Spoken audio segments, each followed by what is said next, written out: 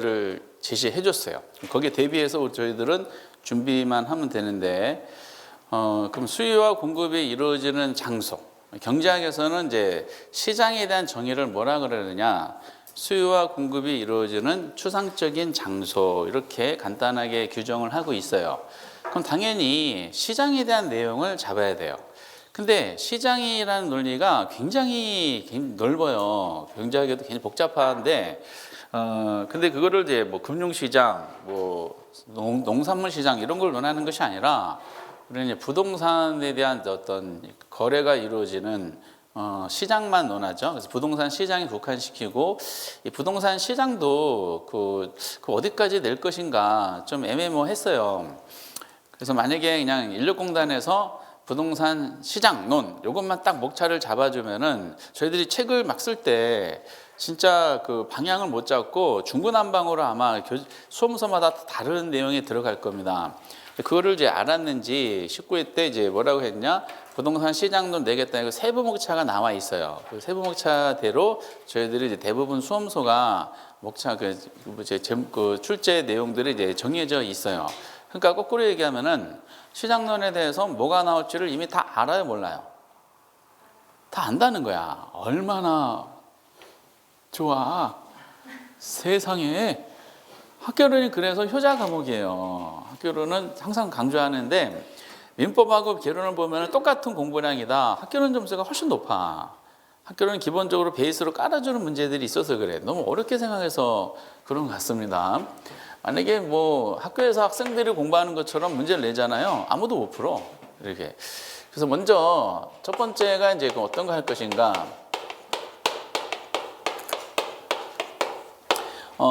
인력공단에서는 부동산 시장의 개념 및 기능, 뭐 특성 이렇게 돼 있는데, 시장의 특성이 있죠. 요게 그 전통적으로 엄청 많이 나옵니다. 근데 이게 보통 2년마다 한 번씩 나오거든요. 32회 때 시장의 특성이 안 나왔어요. 그럼 33회 때는 어떻게 돼야 돼?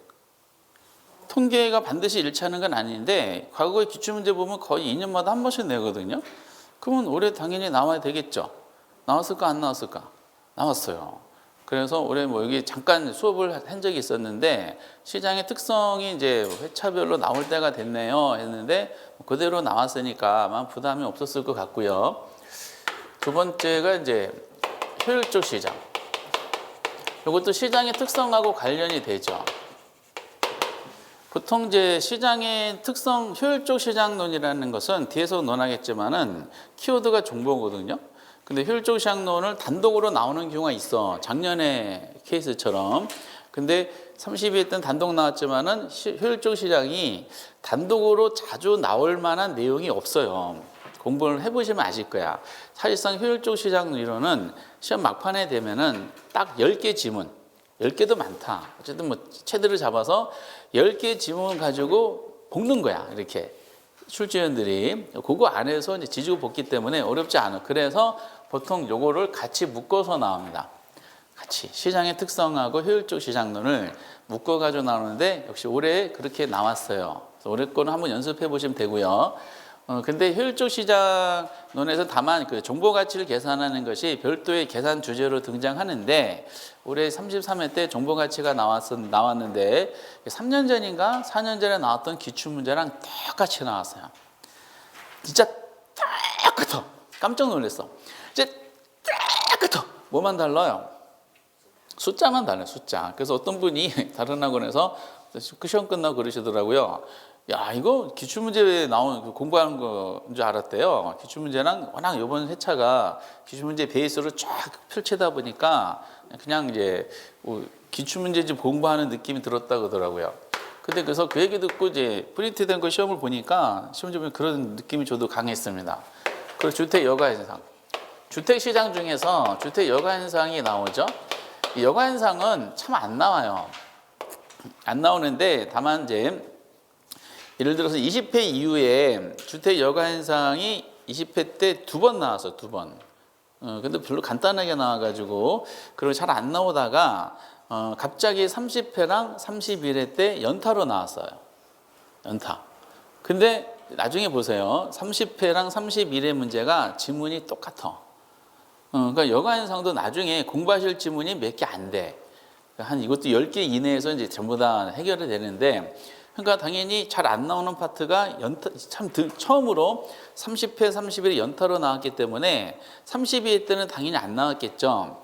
33회 때도 출제 가능성이 거의 없어요. 이렇게. 그래서 이제 여기가 시장의 전반론인데 이 파트가 보통 한 문제에서 두 문제가 나옵니다. 근데 올해 33회 때는 시장의 특성 예상대로 나왔고 효율적인 계산 문제가 떴기 때문에 주택 여가 현상은 이제 시험 문제가 할당이 안 되는 거야. 이렇게. 그런데 시장론은 후반부가 중요합니다. 후반부에서 출전이 엄청 좋아하는 이게 지대론이라고 있어요. 진짜 요거는 점점 쉬워지는 경향이 있는데 여기부터는 이제 외국인들에 대한 그 감이 좀 있어야 돼요. 혹시 그 리카도라는 사람 들어본 적 있으세요? 네. 들어보셨어요? 투넨, 마르크스, 알던지어, 마샬. 우선 5명이 세트야. 5명. 기본 플러스 알파인데 아직은 플러스 알파에 해당되는 문제들은 아직 빅데이터가 그 형성이 안 돼 있어요. 그래서 5명 가지고 지지고 보는데 올해도 이제 이게 당연히 나왔죠. 이거는 10번 보면은 한 8번 정도 출제되는 경향이 있어요. 다만 학교에서는 예를 들어서 이제 저 개인적인 경험은 리카도 이론 가지고 한 학기 동안 공부했던 경험이 있어요. 리카도 하다 보면은 아담 스미스도 해야 되고 그다음에 튜넨도 이게 연결해서 하다 보니까 1년 내내 거의 1년 내내 한 거야. 근데 이거를 우리는 시험에 국가에 내다 보니까 겉핥기식으로만 나오거든요. 이렇게 복잡하지는 않습니다.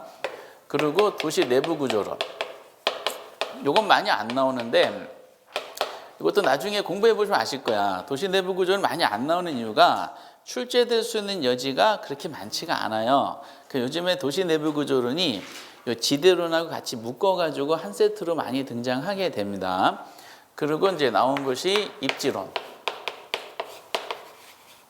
입지론 2가지로 내는데 공허 입지론이 있고요. 그리고 여기 중요하죠. 상어 입지론이 있어요. 이건 주로 계산 문제 위주로 나옵니다. 상어 입지론 올해 계산 나오고 지문으로도 나와서 2개가 나왔더라고. 그래서 보통 이제 여기가 선어 문제가 출제를 합니다. 여기가 후반부가 중요해요. 그러니까 어쨌든 우리는 이런 시험 범위 목차를 다 알고 있다, 모르고 있다. 다 알고 있다는 거야. 그럼 여기에 맞춰서 제가 이제 책을 구성하고 구성된 책에 맞는 수준의 중개사 시험 수준에 맞는 지문을 시험 때까지 계속 반복하시다 보면은 여기는 것은 다 맞춰야 돼. 한 문제도 틀릴 만한 여지가 없어요. 목표를 다 가져주시기 바랍니다. 그래서 이제 요번 순환 때는 뭐 다 하긴 좀 그렇고 여기는 다 외국인들 나오기 때문에 외국인들은 여러분 친하지 않죠. 전반부에 대한 요거 여기 전반부만 한번 개략적으로 건드려 보도록 하겠어요. 그래서 이제 올해 나왔기 때문에 조금 출제 가능이 약한 시장의 특성. 그렇다 하더라도 시장의 특성은 앞으로 그 이후에 부동산 정책론 공부할 때도 되게 중요한 기초 지식이 되기 때문에 시장의 특성은 잡아 놓으셔야 돼요. 복잡하게 하실 필요는 없을 것 같습니다. 시장의 특성을 이제 들어가면서 먼저 건드릴 것이 53페이지에 보면은 거기 완전 경쟁 시장의 성립 조건이라고 돼 있죠. 그 별표를 쳐주셔야 돼요. 먼저 부동산 시장은 완전 경쟁 시장일까, 불완전 경쟁 시장일까? 부동산 시장은 이렇게 생각하시면 돼. 현실 시장, 현실 존재하는 그러니까 예를 들어서 부동산 시장뿐만 아니라 노동 시장. 수출입 시장, 농산물 시장, 채권 시장, 주식 시장 모든 시장은 다 뭐다? 불완전 시장이야. 현실적으로 완전 경쟁 시장은 존재하지 않아요. 그런데 경제학에서는 완전 경쟁 시장을 전개로 제시한 완전 경쟁 시장이 엄청 중요한 내용이에요. 왜냐? 완전 경쟁 시장이 기준의 역할을 해요. 현실 시장은 다 불완전 시장이라 그랬죠. 그렇죠? 그런데 예를 들어서 A 시장도 불완전 시장이고 B도 불완전 시장이야. 그런데 둘 다 불완전 시장인데 불완전성의 정도는 달라요. 예를 들어서 A가 B보다 더 불완전 시장이야. 왜 A가 B보다 더 불완전 시장입니까? 할 때 기준의 역할을 하는 것이 완전 경쟁 시장입니다. 그리고 앞에서 우리가 경제학에서 다루는 많은 이론들이 있죠. 앞에 수요 법칙, 공급 법칙 이런 거 논했잖아요. 균형 이동 이런 거 논했죠. 이 모든 이론들이 전부 다 뭐다? 완전 경쟁 시장을 가정하고 만든 모델입니다. 이게 어쨌든 그래서 부동산 시장은 불안전 시장인데 왜 불안전 시장인지를 완전 경쟁 시장에 대한 내용을 가지고 알고 계셔야 돼. 여러분들 이제 완전 경쟁 시장에서는요. 완전 경쟁 시장에서는 시장 실패 있죠. 시장 실패가 나타나지를 않아요. 오케이? 그러면은 시장의 역할이 뭐냐? 시장의 중요한 기능이 자원을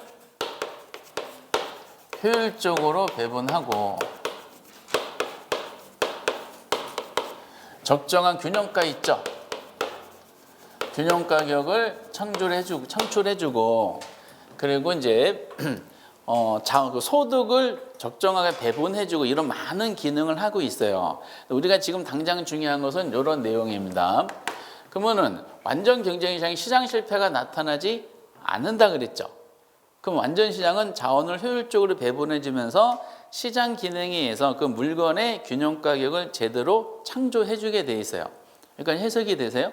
그러면은 시장 실패란 말은 뭘까?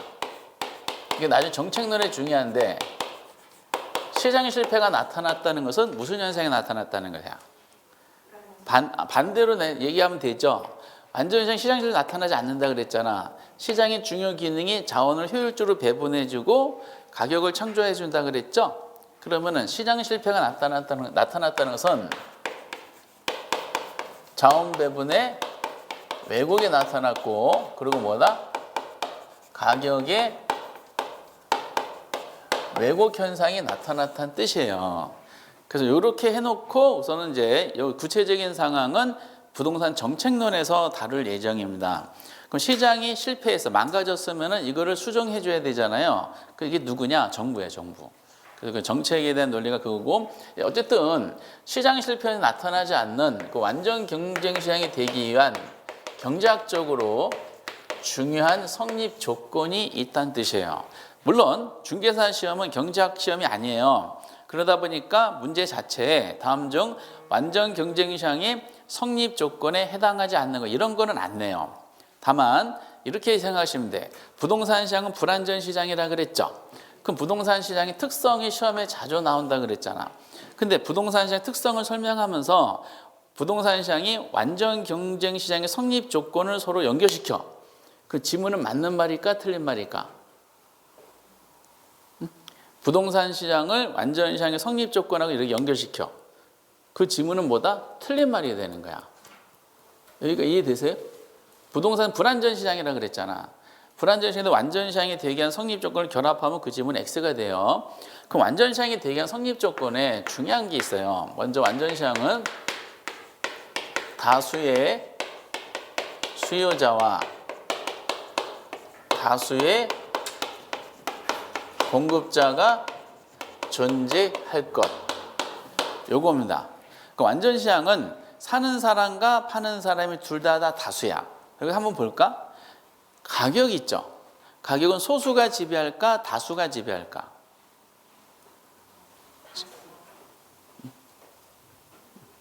소수가 지배해요? 다수가 지배해요? 그렇죠. 여러분들 한번 상식적으로 접근해 보세요. 시장에서 수요자, 공급자가 있어요. 거래하겠죠. 가격 협상할 거 아니야. 앞에서 보셨던 것처럼 수요자가 1명인데 공급자가 100명이야. 둘이 협상할 때 가격은 누가 지배할까요? 수요자가 지배하죠. 근데 시장에서 수요자가 100명인데요. 공급자가 1명이야. 그럼 가격은 누가 지배할까? 공급자가 지배. 다시 처음으로 돌아오면은 시장에서 가격은 소수가 지배할까? 다수가 지배할까?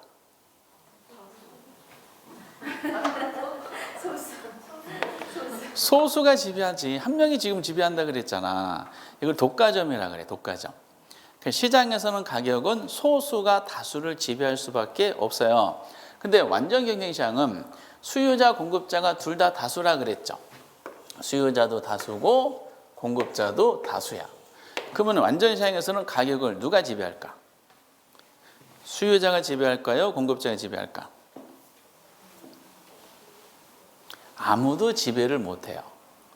소수가 지배한다 그랬잖아. 둘 다 다수이기 때문에 상대방을 가격으로 지배할 수가 없어요. 완전 시장에 참여하는 수요자 공급자들은 시장에서 물건을 거래하고 참여를 했어요. 참여했는데 본인이 거래하고자 한 물건의 가격이 자기도 모르는 사이에 이미 결정이 돼 있어요. 시장이 결정해 준 거야. 이걸 아담 스미스라는 사람은 보이지 않는 손이라는 표현을 썼어요. 그렇기 때문에 완전 시장에서는 상대방을 가격을 지배할 수 없는 가격 순응자 역할을 하게 되는 겁니다. 요거야, 가격 순응자 역할을. 다만 완전 시장에 참여하는 사람들은 본인도 모르는 사이에 이미 본인이 거래하고 한 물건이 결정이 돼 있는 상태거든요. 그러면 결정된 가격에 의해서 거래하고자 한 물건의 수량만 조정하는 역할을 하는 것이지 가격에 대한 지배 역할을 하지 못합니다. 근데 이게 중개사 시험에 나온 거야. 어떻게 되냐면은 부동산 시장에서는 다수의 구매자와 다수의 판매자가 존재한다, 이런 지문이 있어요. 그 질문 맞는 말이야, 틀린 말이야? 틀린 말이래. 이미 부동산 시장 무슨 시장이라 결론 내렸어요? 불안전 시장이 결론 내리고 스타트하는 거죠. 모든 시장이 다 불안전 시장이라 그랬으니까. 근데 부동산 시장에서 다수의 판매자와 다수의 구매자가 존재한다고 하면은 부동산 시장이 무슨 시장 돼버려요? 완전 경쟁이 돼버리기 때문에 이 논리는 맞지가 않아요. 그래서 현실적으로 봐도 부동산 참여하는 전부 다 소수가 돼요. 소수. 그 이유가 천천히 나오고요. 그리고 이 두 사람에 대한 참여자 수가 나왔으니까 두 사람이 거래하고자 하는 상품이 있겠죠. 거래한 상품이 동질할 걸 가정해요. 상품의 동질성. 그럼 동질적인 상품, 우리가 지난주에 기억은 안 나시겠지만 무슨 관계라고 했는 기억 나세요? 동질 상품 무슨 관계? 대체 관계야. 그럼 대체 관계에 있는 물건들은 서로 가격이 어떻게 될까? 가격이 같아져요. 그러니까 저하고 충무로에서 원빈이 서로 대체제예요. 그럼 서로 이제 출연할 때 상대방을 신경 써 안 써요? 라이벌이니까. 신경 쓰죠. 원빈이 몸값 올리면 저는 어떻게 해? 나도 올려주세요. 원빈이 각 내리면 내렸네? 나도 내려주세요. 그렇게 상대방을 대체관계 물건들은 신경을 써요. 결국 완전 시장에 거래되는 동질적이 되면은 동질적 상품의 경우는 똑같은 가격이 형성이 돼요. 이거를 일물일가의 법칙이라 그래요. 그래서 일물일가 법칙 있죠? 일물일가 법칙이 적용되는 시장, 무슨 시장만 적용된다? 완전 경쟁 시장만 적용이 돼요. 근데 이게 부동산 시장은 적용이 안 돼요. 앞에서 무슨 특성할 때 논했어? 개별성 논했잖아. 이게 성립이 되려면 동질을 해야 되잖아요. 그럼 성립이 안 되려면 동질의 반대말 뭐야? 동질의 반대말 한자. 이질성이잖아. 다 다르다는 거죠. 근데 이질성이라고 토지의 특성 논하다 보면은 너무 어감이 안 좋은 거야. 전염병 장티브 생각날 거 아니에요. 그러니까 좀 부드러운 말 다 다르네. 그래서 개별성이라는 말을 써서 개별성의 가장 대표적인 파생 현상이 일물일가 법칙이 적용이 안 된다는 논리는 경제학 원리에서 나오게 되는 겁니다. 그리고 제일 많이 나오는 게 요거죠. 그럼 수요자 공급자들이 시장에 참여해야 될 거 아니에요. 그러면은 시장의 진입과 퇴출이 자유로워야 돼요. 언제든지 진입할 수 있고 언제든지 이제 나갈 수가 있어요. 다만 시장에 대한 진입과 퇴출이 자유롭게 한 또 하나 조건이 있어요. 먼저 거래되는 상품이 있죠. 상품의 가격이 어떻다? 싸다라는 조건이 있어야 돼. 그 완전 시장에 있는 사람들은 거래하는 물건의 가격이 싸니까 전부 다 뭐를 이미 갖췄냐? 구매력을 다 갖췄다라고 가정하는 거야. 구매력을 갖췄으면 뭐만 표시하면 시장에 진입할 수 있어? 구매 의사만 표출하면 되는 거죠. 우리가 수요가 유효수요라 그랬죠? 유효수요가 되려면 필요 조건으로 구매 의사가 있어야 돼. 또 충분 조건으로 구매력을 갖춰야 돼. 근데 물건의 가격이 싸다는 것은 벌써 이미 참여자들은 전부 다 구매력을 다 갖췄다라고 가정하는 거야. 그러면은 시장에서 거래되는 상품이 있죠? 상품이 가격이 비싸면 비쌀수록 그 시장은 점점 무슨 시장이 돼버릴까? 불안전 시장이 돼버리는 거죠. 왜? 가격이 비싸질수록 이 진입장벽이 돼요. 그럼 부동산 시장은 가격, 거래되는 상품이 비싸요, 싸요? 상식적으로 비싸잖아요. 왜냐, 부동산을 그 아파트 한 채를 구매하려면요, 평생 모은 돈을 쏟아부어도 부족해요. 그렇죠? 우리나라에서는요, 통계가 있어요. PR 지수라는 통계가 지수가 있는데, 이게 소득, 연간 가계소득 대비 참고하세요. 주택 가격이 비거든요. 이 PR 지수 주택 구매 능력을 표시하는데, 이 정부 통계청의 실제 정부 통계 자료예요. 이게 우리나라는 아마 이제 얼마 전에 보면 한 12 정도가 돼요. 그러면 연간 도시근로자들의 평균 월소득이 있죠. 월소득 한 386만 원 정도 잡아요. 그러면은 그 소득이 연간 하면 한 4천, 5천 정도 돼요. 그 평균 도시근로자 상당히 높은 수준이거든요.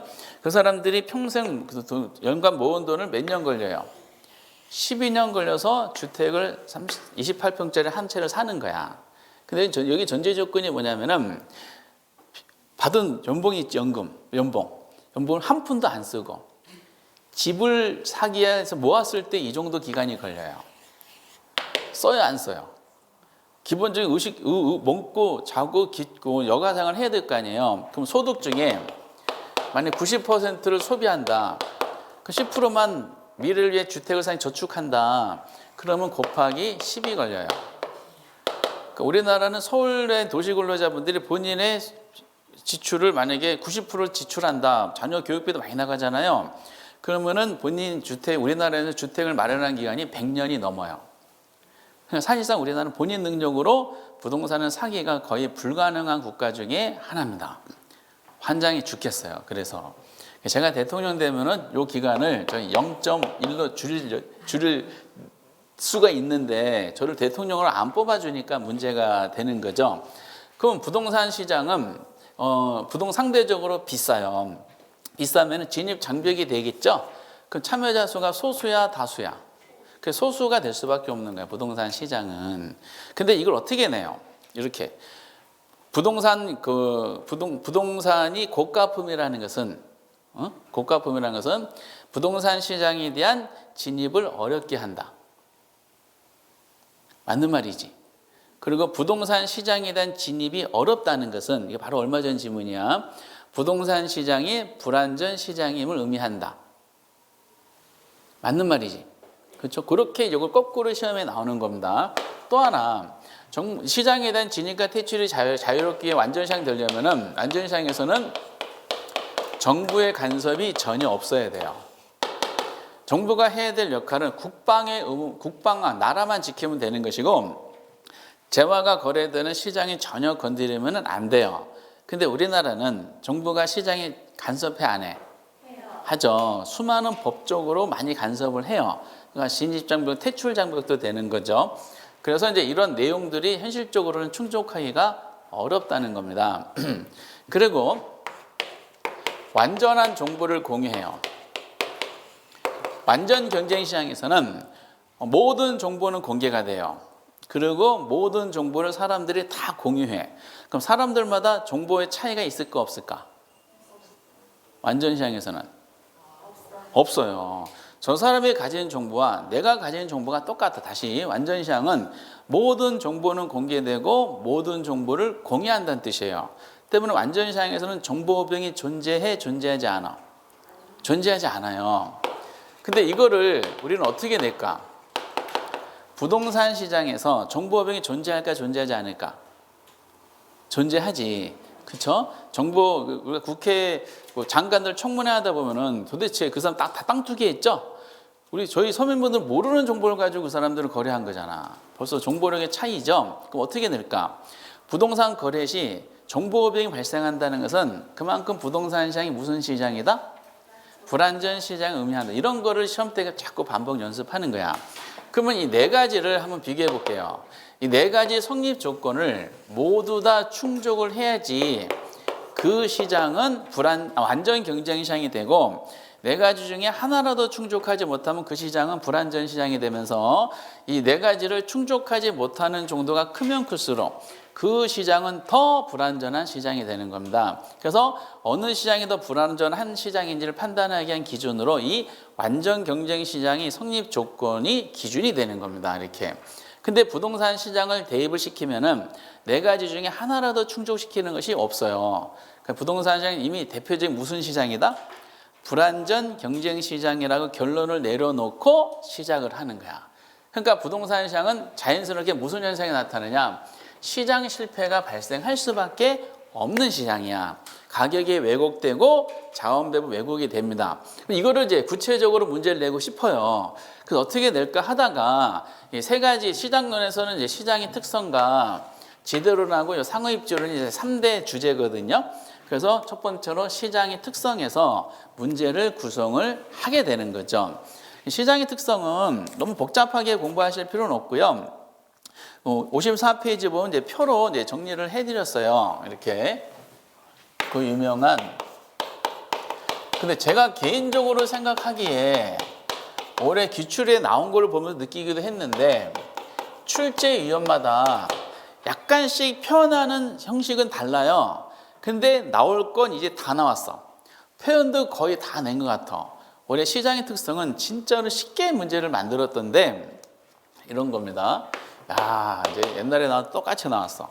먼저 부동산 시장은 지역별로 같을까 다를까? 달라요. 이거를 시장의 국지성 이렇게 설명을 합니다. 국지적 시장이야, 국지적. 이거는 거기에 이제 쭉 표현이 지금 나와 있는데 거기 동그라미 1번부터 5번까지를 제가 만든 건 없어요. 만든 건 없고 전부 다 뭐라? 실제 시험에 나왔던 표현입니다. 물론 부동산 특성 중에 얘는 무슨 특성하고 연관성이 있어요? 부동성하고 연관성이 있어요. 그러니까 거기에 나온 지문이 그대로 나오진 않고요. 약간 표현을 달리하는데 핵심은 건드리지 않더라고. 그러니까 느끼셔야 돼요. 국지적 시장이란 말은 부동산 시장이 지역별로 상이하다는 논리거든요. 동그라미 1번을 한번 보면은 거기 시장의 분화란 말이 나오죠. 부동산 시장은 지역별로 이게 분화될까 안 분화되지 않을까? 분화되겠지. 그래서 부동산 시장 앞에 특정 지역에 나오잖아. 뭐 서울 부동산 시장, 부산 부동산 시장, 부산 서울도 뭐 강남 부동산 시장, 노원 부동산 이렇게 지역별로 시장이 분화가 돼요. 이거 부동산이 이동할 수가 없기 때문입니다. 그래서 시장의 분화가 되다 보니까 거기 그러므로 나왔죠. 유사한 부동산이라도 지역별로 서로 다른 가격이 형성될 수밖에 없죠. 똑같은 아파트를 하더라도 부동산이 어느 지역에 있느냐에 따라서 부동산 가격이 달라지게 됩니다. 그럼 동그라미 1번이 쭉 표현했어요. 그 분할에서 나타난다. 별도의 지문이고 그러므로 그 이유도 별도의 실제로 나왔던 지문인데 동그라미 2번 지문이 시험에 나왔다 한번 가정해 보세요. 그럼 이거는 부동산 시장이 국지적 시장을 설명하고 있는 거구나 라는 것이 느낌이 오세요? 예, 느낌이 오시는 것 같고요.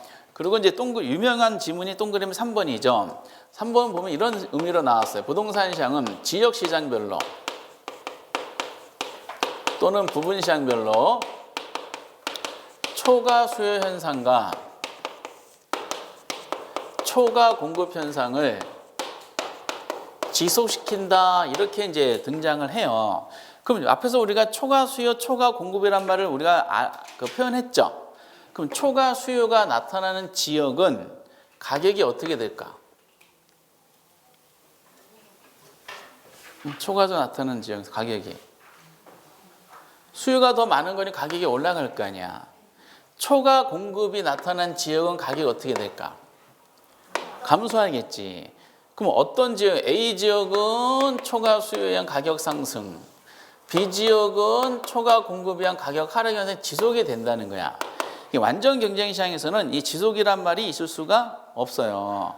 그러다 보니까 부동산 시장 지역별이 있죠. 지역별로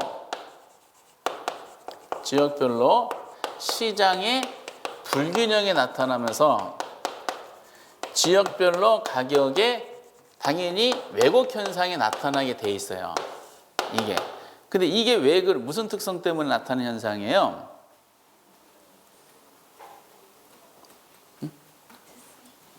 이 부동산 특성 중에 이게 부동성 때문이지.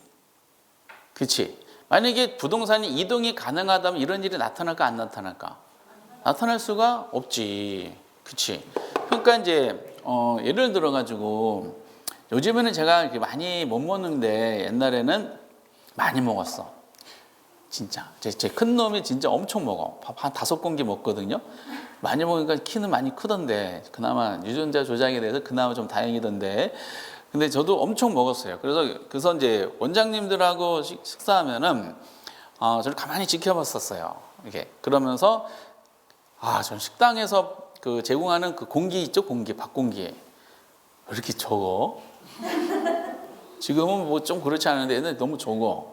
그러니까 이제 어떤 노량진에 수업할 때 그 여자 원장님이 이제 계전에 10년 정도 수업했으니까. 그런데 그분은 식당 같이 가면은 그분 적게 드시더라고. 쪽발 살이 참 살이 별로 안 찌셔가지고 같은 공기인데 저한테는 이제 초과 수요고요.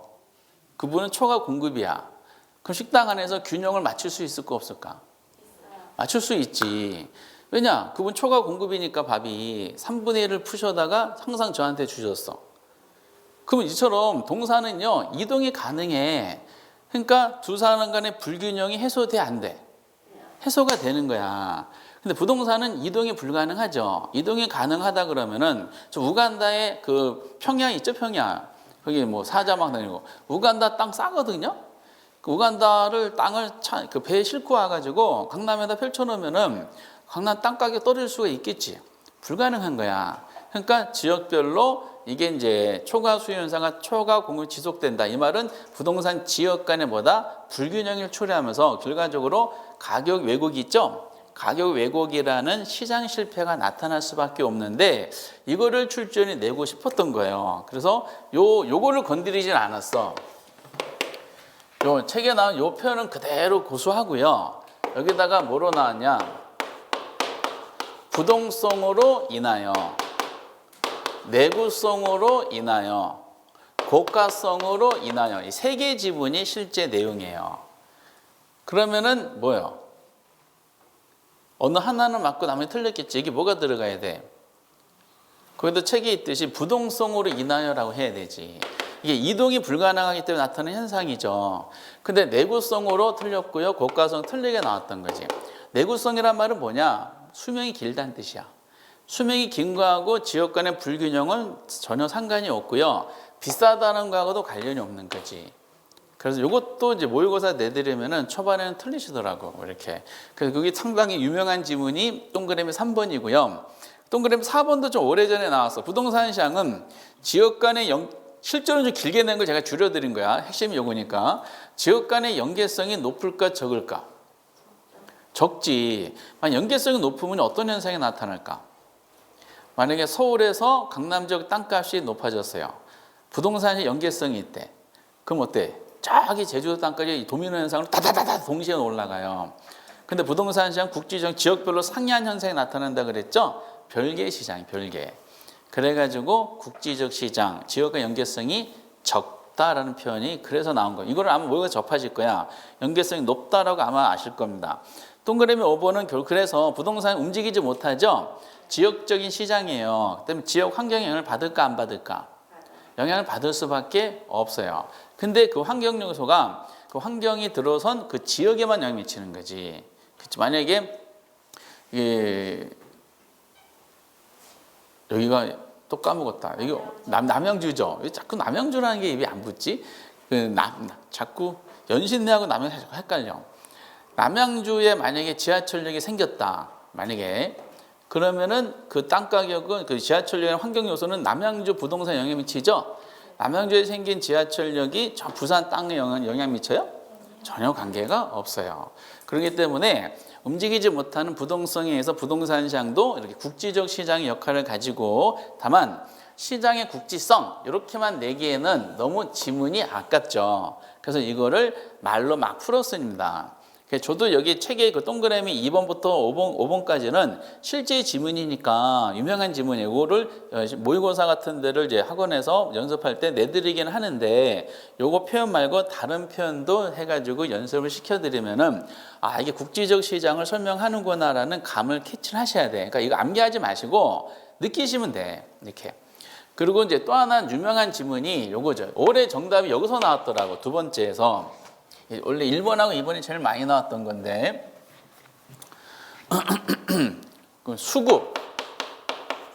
수급이 뭐죠? 수요와 공급이야. 그쵸? 수급 조절의 곤란성. 요거거든요. 수요 공급 조절이 곤란하다는 뜻이야. 근데 여기서 수급 조절이 불가능성 하면 틀려요. 부동산 시장도 수급 조절이 가능할까 불가능할까? 가능해. 다만 완전 경쟁 시장은 가격이 변하면은 수요 공급이 즉각적으로 반응해가지고 완전 시장에서는 수요와 공급 조절이 즉각적으로 조절이 가능해요. 근데 부동산 시장도 수요와 공급 조절이 가능한데 즉각적으로 조절할 수는 없고 좀 시간이 걸려요. 시간이. 그럼 수급 조절이 곤란하다는 것은 단기 현상일까? 장기 현상일까?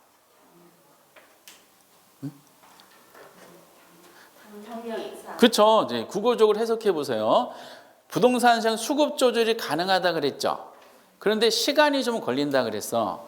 그럼 부동산 시장도 장기적으로는 수요와 공급이 조절이 가능한 거야. 그럼 조절이 곤란하다는 것은 단기 현상이 돼요. 그럼 수요와 공급이 즉각적으로 조절이 가능해야지 균형가를 맞춰줄 수 있거든요. 근데 단기적으로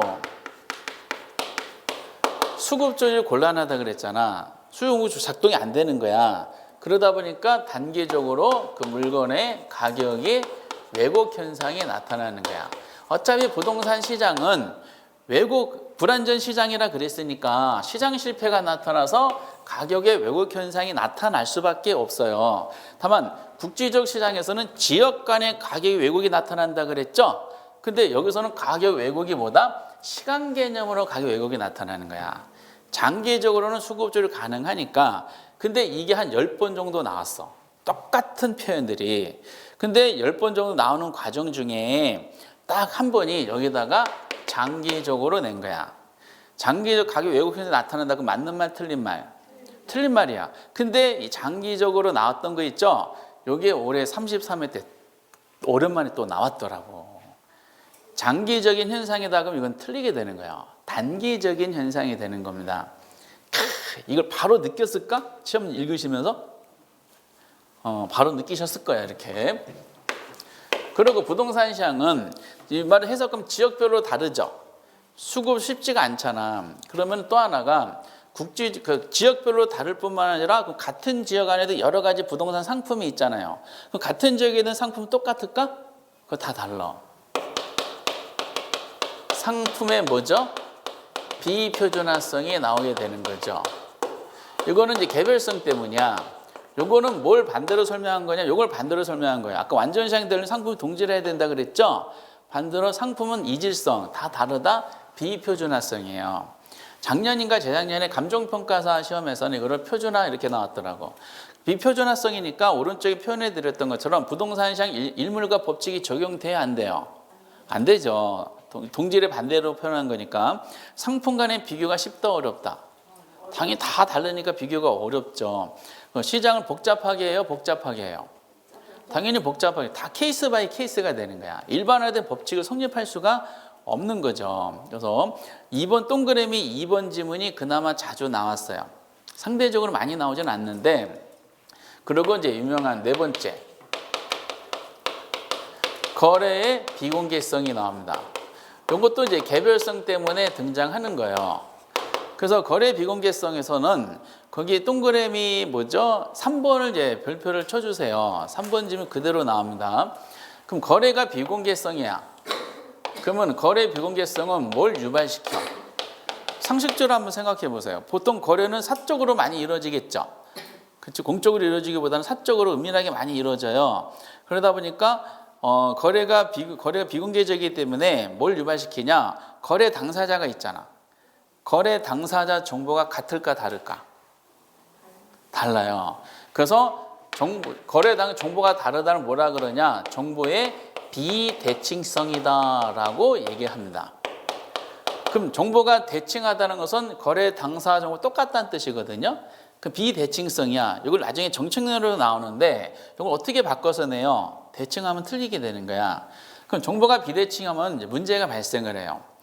매수자가 알고 있는 정보를 매도자가 몰라. 그럼 매도자가 모르는 정보를 매수자가 알고 있잖아. 그럼 어떻게 할까? 정보를 이용할까? 아니면 이용하지 않을까? 이용하겠지. 그러면은 매수자하고 매도자가 정보가 똑같아. 정보가 대칭이에요. 정보가 똑같아서 형성되는 가격이 성립이 안 돼. 매수자가 알고 있는 매도자가 모르는 매수자는 자기가 알고 있는 정보를 이용해 가지고 정보가 똑같았을 때보다 좀 더 물건을 싸게 사려고 해요. 그렇죠? 반대로 매도자가 알고 있는 정보를 매수자가 몰라.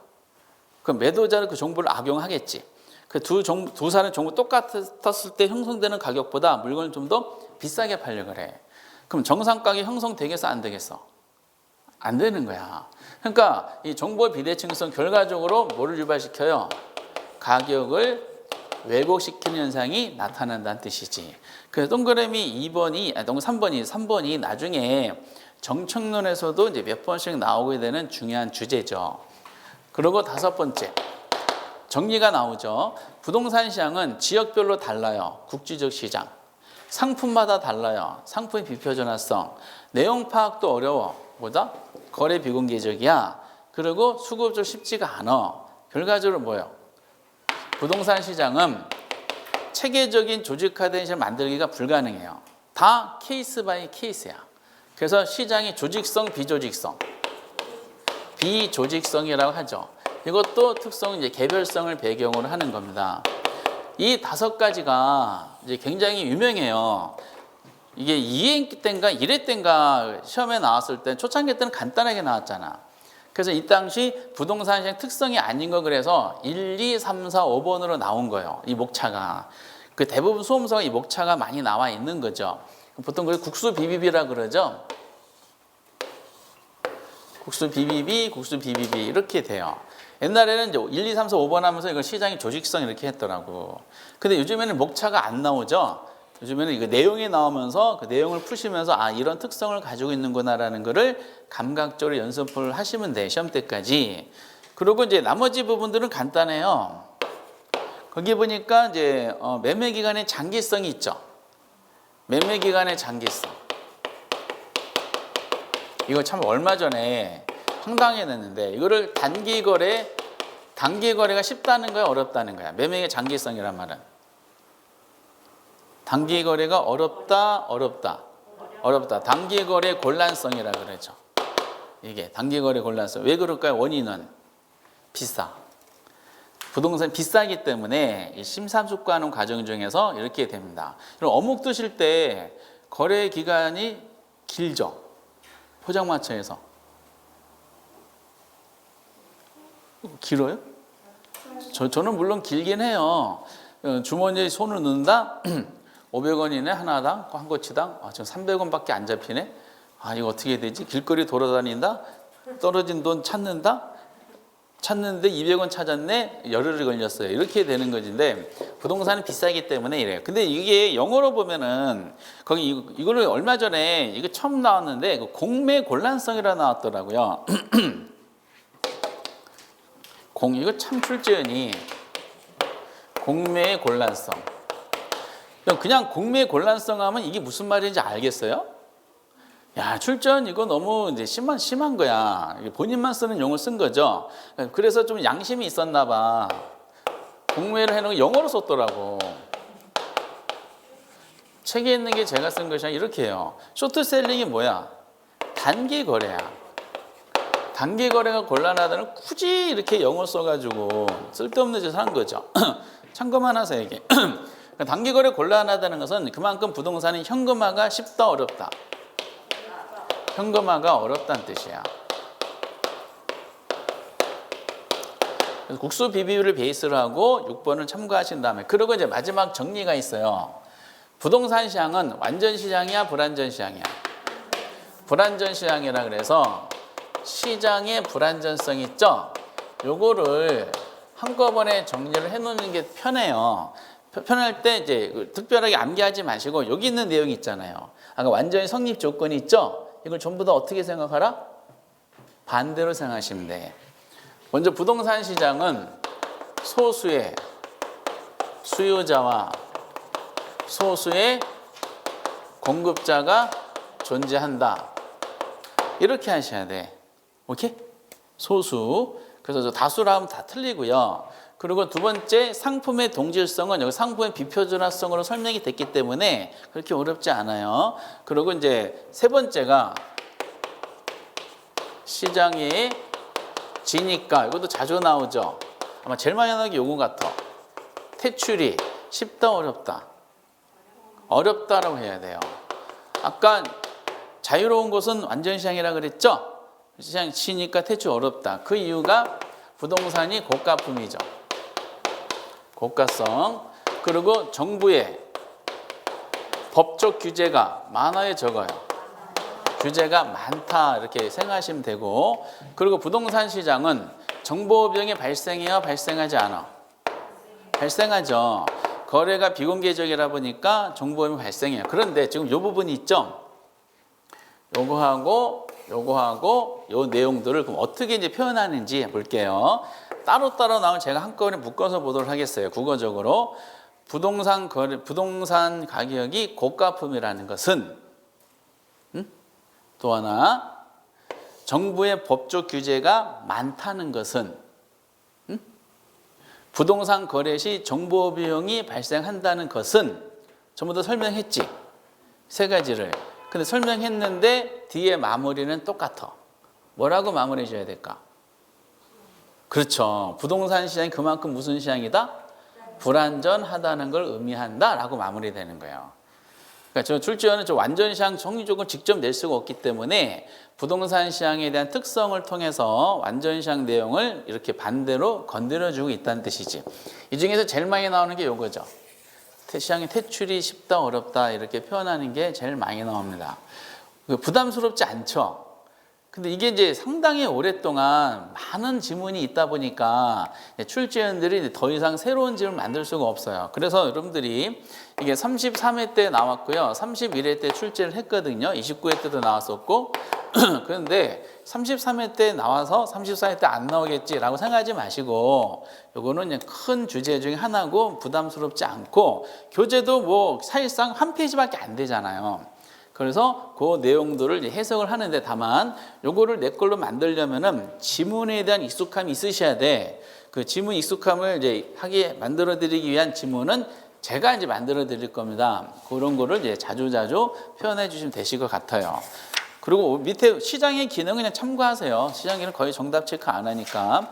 그 다음 페이지 보면 이제 효율적 시장이라는 이론이라고 있어요.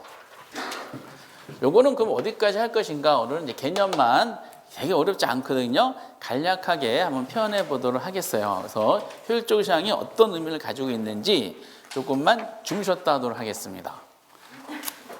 어떻게 하실만 하세요? 안 어렵지? 어려워? 당연히 이틀째인데 당연히 어렵지. 안 어려우면 뭐.